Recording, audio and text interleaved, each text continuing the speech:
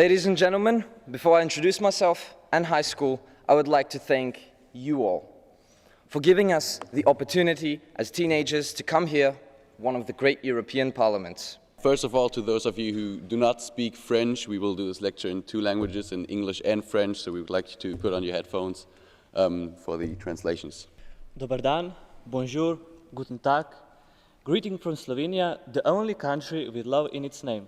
Knowledge, tolerance, persistence. If somebody asked me to describe my school in 3 words, those would be the accurate ones. Hello, ladies and gentlemen, my name is Carla, and I am honored to represent my country and my school in front of all of you here today. We come from Castelo de Paiva, a small town in the north of Portugal. But the one thing that you should know about Latvians is that Latvians are a bit like coconuts. We're hard and rugged on the outside, but when you crack our hard shell, inside you will find a truly friendly soul. Thank you. In 2004, we joined the European Union. With that, we have lower prices, better schools, and even a minion. Now, I understand that the minions has nothing to do with the EU, but I want to engage and to have fun with you. We expect that this event will be unforgettable and really useful for us. And we wish you to have a wonderful day as well. Thank you.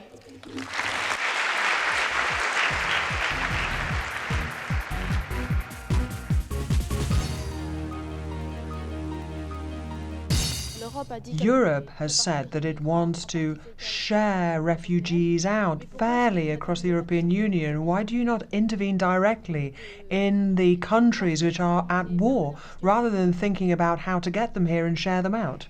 Europe was built in ideals of collectivism.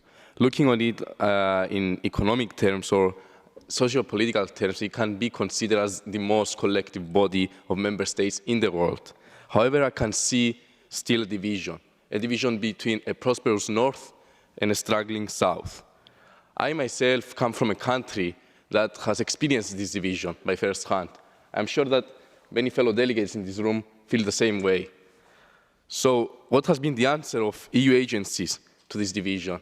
In my point of view, it has been repressive austerity measures that in many cases made things worse instead of improving them. So, giving the stage back to you, sirs, what do you recommend that it should be done by the European Parliament, and what has been done until now to tackle this problem? Thank you.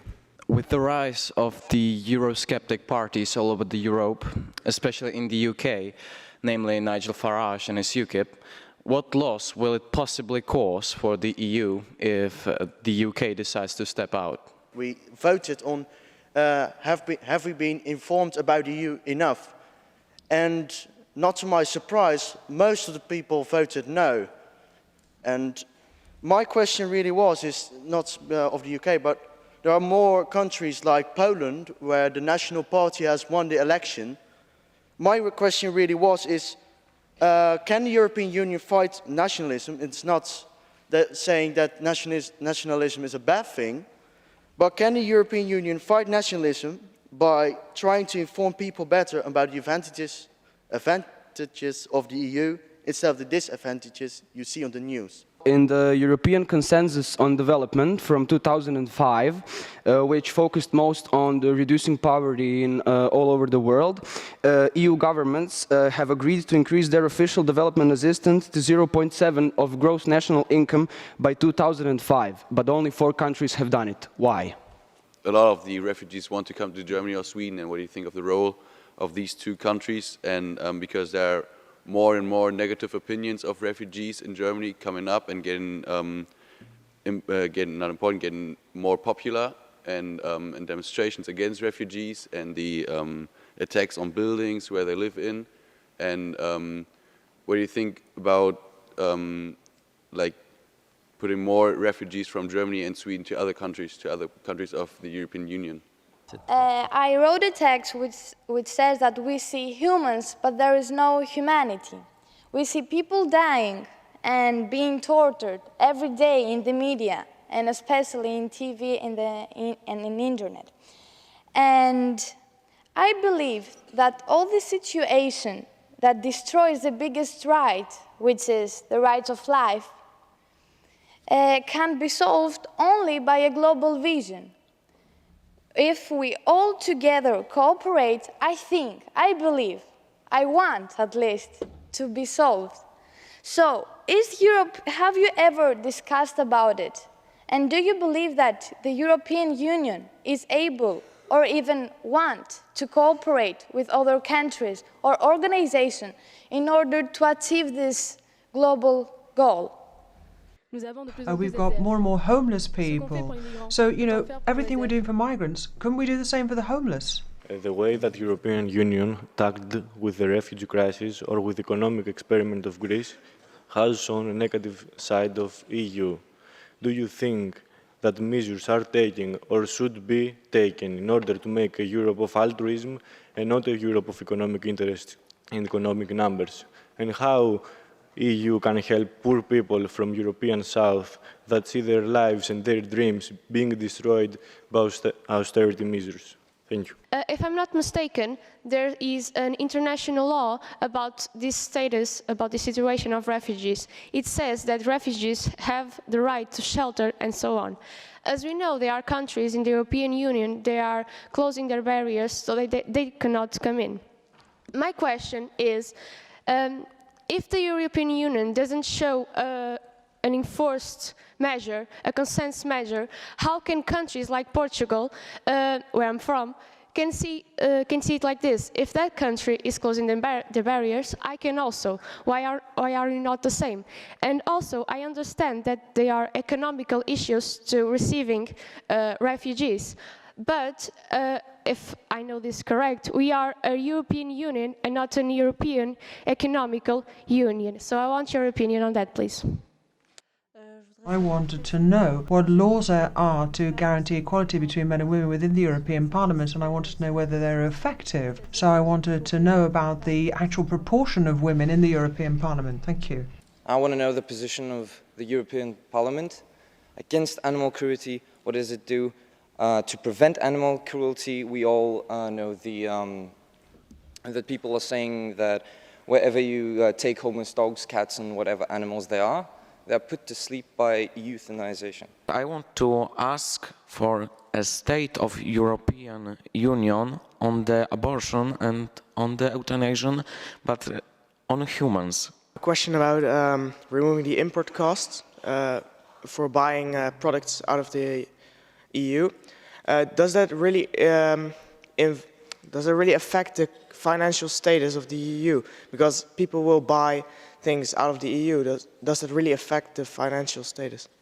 I would like to know how Europe is fighting pollution, also according to the recent scandalous recent events that have involved famous motor industries. Thank you.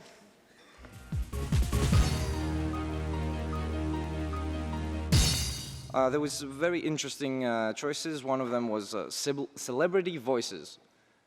So we all have our idols, I would say, whether it's someone in the film industry, whether it's someone who is singing, who writes books, poems, it doesn't matter. These celebrity voices, if they say, I do this and this and this to protect our environment, may encourage many fans to do the same. And another way to influence people, this is a bit scary, and it is with direct information. Well, obviously, things aren't working the way that we would like them to work, having a big influence on the everyday lives of people. So what two groups in our theme discussed was the shock tactic. You display direct information, direct images of what would happen if we do not take anything to account and do it and make a change. And by that, you actually scare them for the future. So they actually do something to stop that. You said that if we see people that are celebrities recycling and being environmentally friendly, we will do the same. Do you believe that doing the same just because they do them and we don't believe them will be the same effective as if we would do it because we want it, because we want to increase our quality of life. I don't think that just because we copy them, this will be effective, because after a while we will just forget about copying them. And something else, you talked about recycling. Actually, I believe that reusing is more environmentally friendly than recycling, because even recycling damages the way that you recycle things, damages the earth.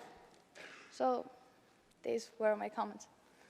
People are affected by the media, and I'm not examining whether that's good or not, but the point is to get people to be environmentally conscious. And if that is going to be achieved through a campaign, that's something we have to do.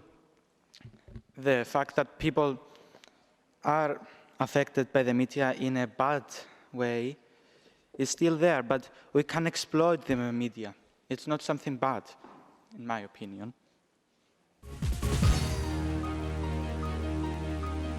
Does the economic and financial crisis justify a reduction in the EU's financial involvement in external development? We weren't actually very clear on that point, and this is what what caught us up in our debate. But we got to a conclusion that it does justify it to a certain point. But however, we should be able to help other countries because they have it even worse. Our financial crisis was a big hit for the EU, but we still need to help other countries because their financial states are even worse than the EU's. And however, we should first take care of ourselves so we can take care of others. Part of the tax money that we contribute to the EU should be divided, and some of it can go to help other countries, because that's how you help their economy, and by helping their economy, we can help our economy, because we need to share this mutual help between our countries and third world countries. So you said that the EU, the European Union, should act as a role model for third world countries. And I ask, how can a union of countries act as a role model for each country, right? Because we are living in a union where gaps, economical gaps, are extremely big. Just look at a Finland economy and look at a Spain or Spanish or Greek economy. There are big gaps between the economies, so I think that, so my question is, how can a union act as a role model for a certain third world country? Thank you. It was pointed out during our debate that as a union, we can act as a role model so that they can see how our countries help each other and how certain countries get better by it. And by sending, providing financial help to other countries, we can do the same for them, even though they are not in the EU. So we act as a role model because we care for each other, and we can also care for them, but they have to respond, they have to act. We give them financial help, but we expect something from them. At first we had that some people were saying that in Europe, people are seen as numbers. And they want to see in the future that that doesn't happen anymore. And I mean, seeing them as numbers is not like you have a number in front of your desk, but more like you are part of the community, but you have to do things they say. You don't have real freedom. And what we thought is it would be better if people are more than just numbers. Also, European identity. A lot of people said this, and it was summed up. It is we are Polish, we are Dutch, we're German, everything. But we want to be seen as European, not by our different countries. We want that as well, but we also want to be seen as European, just like the one you're sitting next to. Everyone is European, but we also have our cultural differences, and we want to see that in the future, that people see that more often. Also, we had inform people about the EU. We in the Netherlands already do that, but I heard a lot of countries don't do that. And so we came to the conclusion it will be very important that people from a young age, around 10 to young adults, will know what we do here, that they're not coming unprepared, that people know what to expect from the EU. Hello, you mentioned something about improving the awareness of the European Union in other countries, and you mentioned that in your country, the European Union young people know a lot about it. How do you suggest we improve the awareness in other countries? Thank you.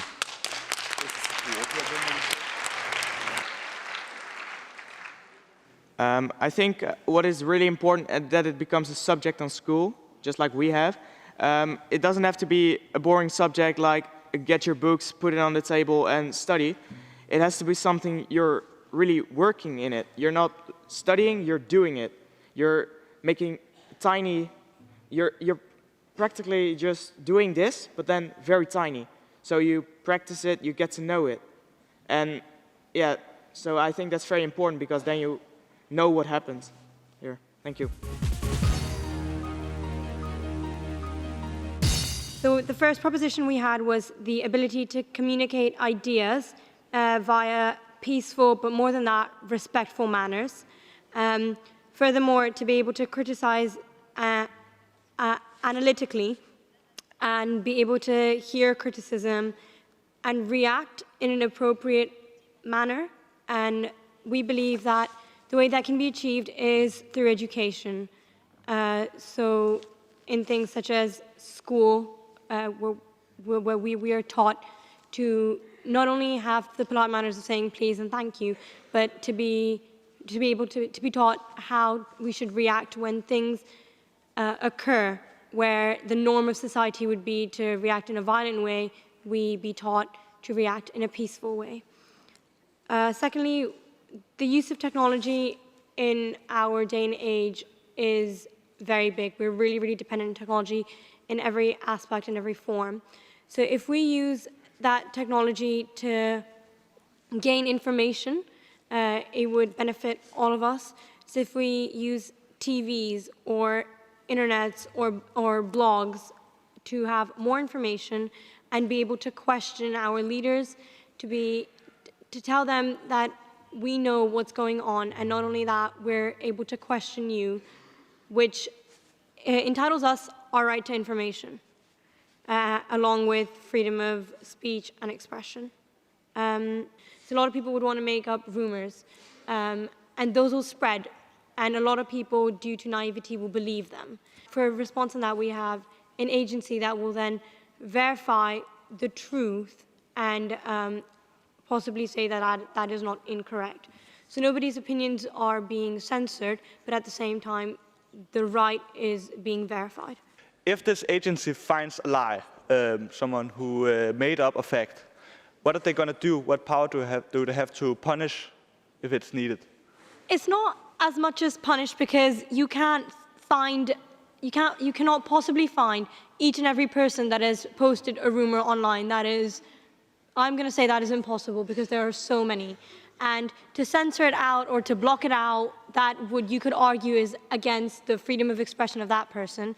It is not necessarily the job of us to punish them, but rather to write the truth of that rumor.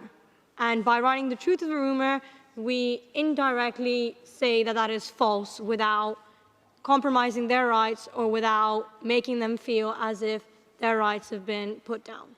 It's as simple as that. It's nothing like, jail time for you.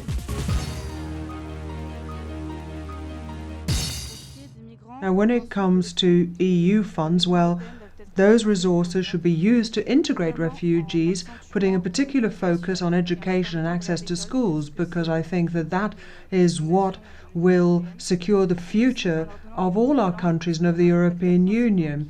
There's no point forgetting it's language that often prevents people from integrating, because it's impossible to integrate into society or to enter the labour market if you do not speak the language, so they should all be offered that facility.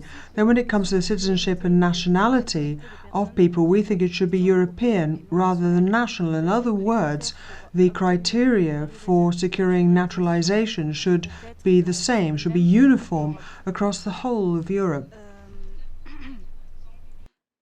You might, for example, be required to spend a certain amount of time in your new country, or there might be a test to prove your economic stability, or possibly a level of language proficiency.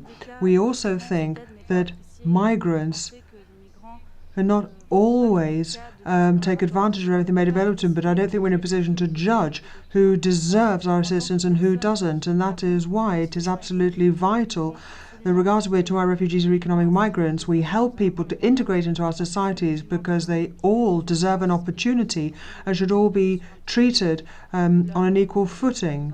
So it is only right and proper that we ask the European Union as a united and humane body to help in this process. The fact that migrants don't know the language is a big problem when it comes to integrating into European society. Now, there are countries like Greece